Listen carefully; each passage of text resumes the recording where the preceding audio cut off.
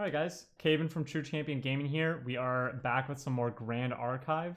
Hopefully you've watched one of our videos, and hopefully our videos were good enough recording to publish.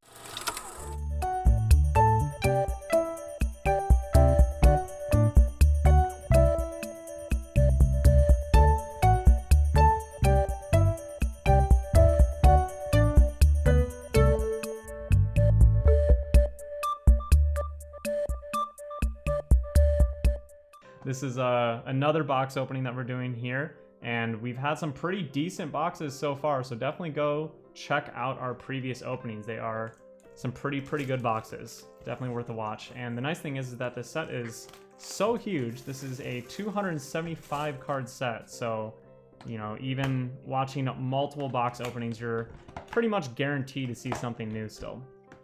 So this is the Grand Archive First Edition Kickstarter box. These are just some like basic elements needed to play the game. They're in there mainly for draft purposes. They're the same cards every single time, but it's pretty nice that they made this game with draft in mind, as myself and a lot of our teammates on our competitive card game team, we all really like sealed and draft format games. So it'd be very exciting to do some casual nights of just draft. Yeah, and for me, all these cards are new. Looking to me, I opened up the one box earlier, and hopefully we can use that video. But if not, it's fine. But yeah, I don't know what any of these cards are. Also, I realize how skilled Caban is at opening cards. like how cleanly he holds it in one spot. Yeah, I was like fanning them out and like shuffling through them. Been doing it for like 15 years. You kind of just you pick it up after that point. Spirit's Blessing as our first rare. But yeah, so this is a brand new game. It hasn't been released yet, which is why Isaac doesn't know any of the cards. I've been trying to get our team to pay attention to the game, as I like literally just watched the tutorial and I was just like, oh, okay, I already love this game. Like, the gameplay looks really cool. The cards are obviously like really nice as well. And I just see a lot of potential with this. So our team's been slowly getting into it, and I've only been into it for honestly like a week. Or ooh, Arcane Blast, that's a pretty good card there, actually, competitively ice. And another good arcane card, super rare Advent of a Stormcaller. Awesome to see a super rare that early on in a box. But yeah, so I've only been into the game for like a week myself, honestly, but I've been spending pretty much every waking moment learning about the game and just honestly obsessing over it, because I think it's so fantastic. It's quickly becoming one of my favorite card games that I have played in the past 15 years. And a Horn of Beast Calling. Actually, that's cool. I think I needed that one. Yeah, that like can help cheat out some big bombs a little bit quicker. Yeah, I noticed that when I was looking through some of the cards about the... It's the best thing I can see is close to ramp, as some of those cards were. Reduces the cost. Yeah. Yeah. Yeah, our whole team is pretty psyched to play the Sylvie Beast deck. So a couple different ways that you can build it, but we're all like equally excited about all the different tamer cards. And Beseech the Wind is a card that you can run in that deck, because you really want to get to your level 3 as fast as possible. And so that's a pretty nice super rare to pull right there. I think that actually makes my 4th Beseech the Winds copy, so very excited to have that for decks. So if you haven't watched these boxes get opened before, you get 3 foils in every single box. It's a very pretty card right there, guys. Songbird. And an Invoke Dominance rare. So not many foils, but it kind of makes it exciting again.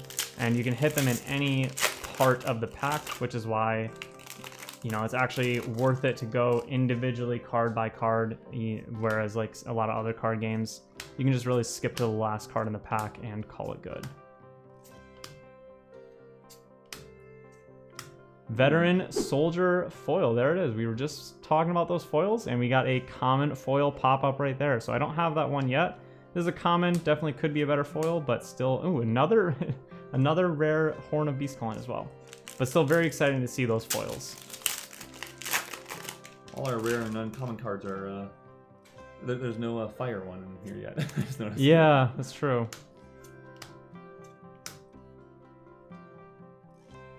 Okay.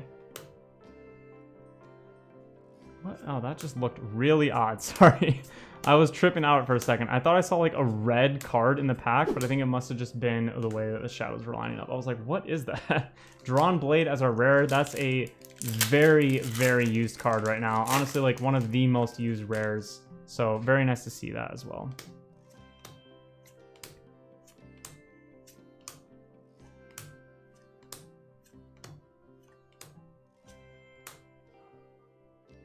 And a Command the Hunt. Actually, this is the last copy that I need for my deck. So there we go. That is very awesome.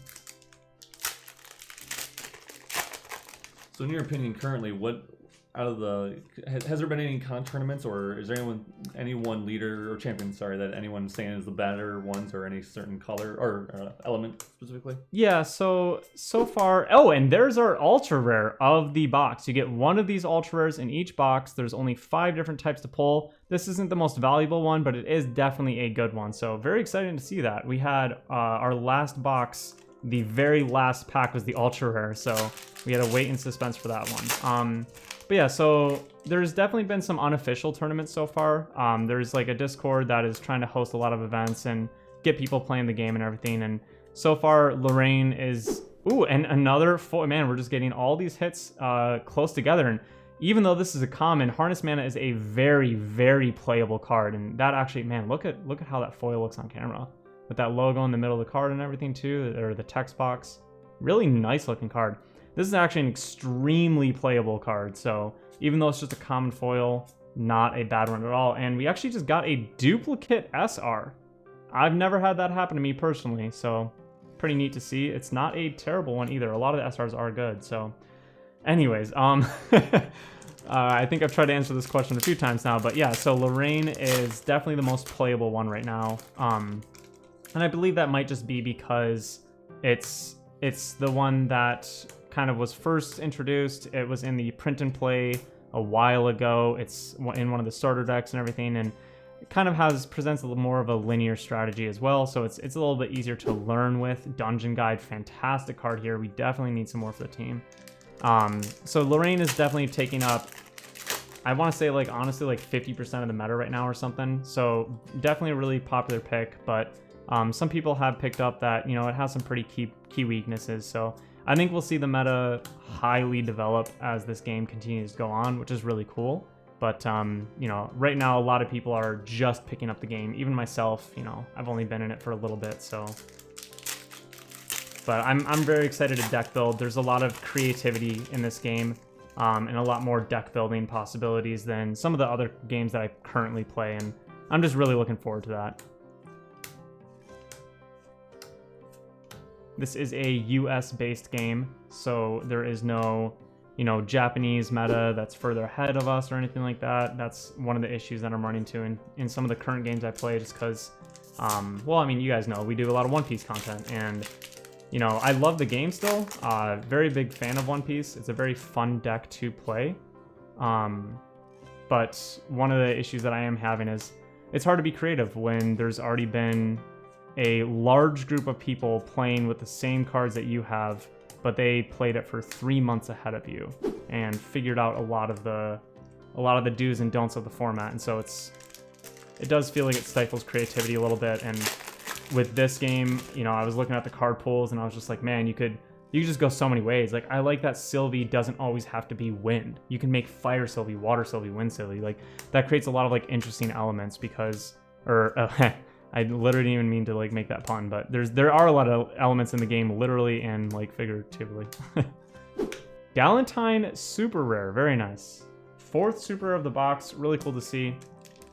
In the first edition version of these boxes, you are not guaranteed any set rate of super rares, I think because of like a manufacturing issue or something. So always really awesome to hit any super rare at all.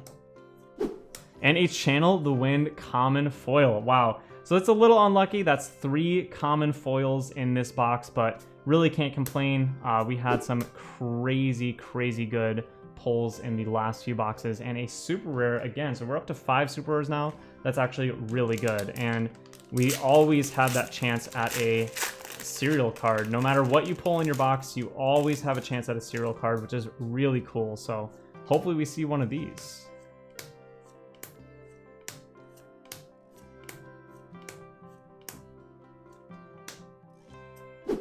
Poisoned coating oil.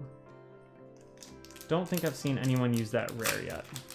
You passed up the best card in the game with the squirrels there. Dude, the squirrels, honestly, they're not bad. Like, Sylvie can get a card that will always let you cast cards from the top of your deck.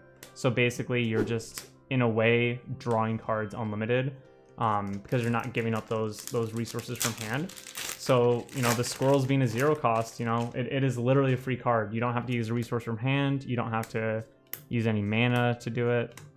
It went in one of my Sylvie builds for sure that I still have to do a lot of testing on. Blinding Orb as well.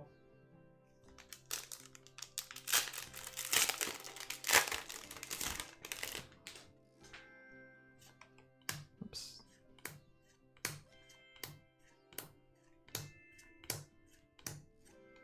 Crux Sight, very good card there, and a Luxem Sight. Nice to see the Sight cards.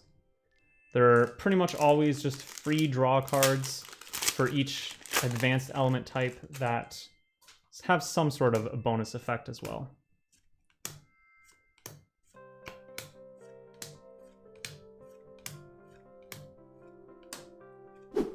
Virtuous Gaius Roar. This looks like it would be an SR, you know?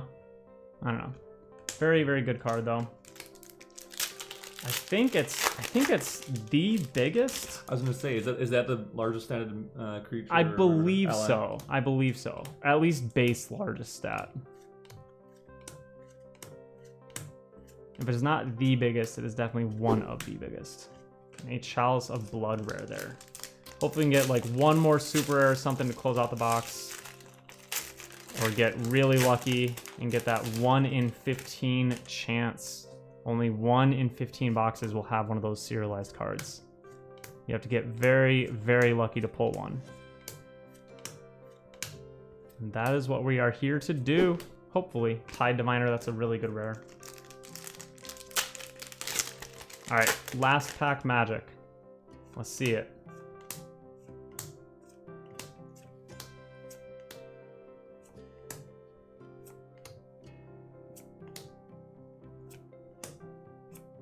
Hey, that's arguably one of the best super rares. So, no serialized card, but we will take 6 super rares. Again, we saw a duplicate.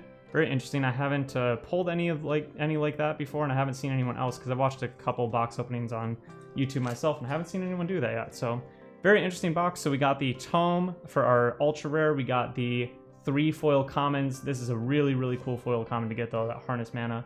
And then we got 6 super rare, so not the worst box at all. Hopefully you guys enjoyed this content. I definitely recommend checking out this game a lot more, and hopefully we'll be bringing you more Grand Archive content in the future. Bye.